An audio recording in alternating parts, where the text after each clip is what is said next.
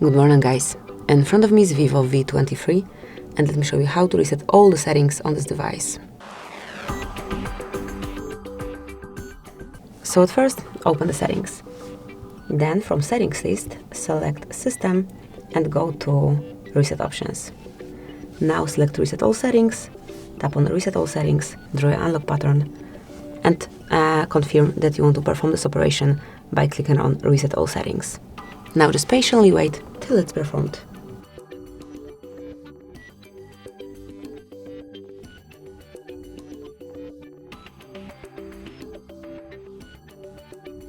And that's it, that will be all. Now you can smoothly use it however you like.